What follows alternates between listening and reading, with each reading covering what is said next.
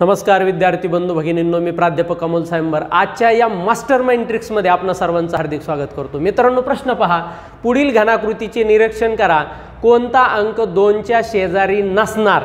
म्हणजे तुम्हाला विचारलंय काय, तर 2च्या विरुद्धच्या पृष्ठावरचा अंक विचारलाय आणि या आकृतीचं जर निरीक्षण केलं तर आपल्याला असं जाणवेल या ठिकाणी फक्त एक अंक समान आहे आणि जेव्हा एक अंक समान असतो त्यावेळेस काय करायचं, हा जो समान असणारा अंक आहे तो पहिल्यांदा मांडायचा आणि तिथून या ठिकाणी घड्याळाच्या काट्याच्या दिशेने हे अंक मांडून घ्यायचे। म्हणजे आता बघा, 1च्या नंतर 2 आणि 2च्या नंतर 3 अशी मांडणी केली।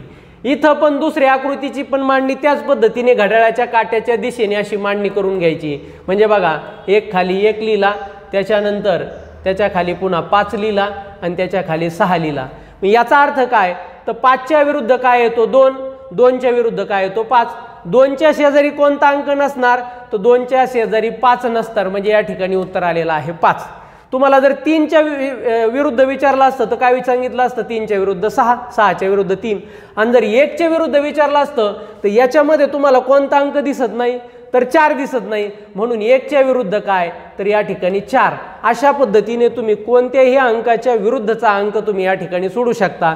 याच पद्धतीनं तुम्ही पुढचा प्रश्न सोडवायचा आहे आणि याचं उत्तर कमेंट बॉक्समध्ये कमेंट करायचं। धन्यवाद।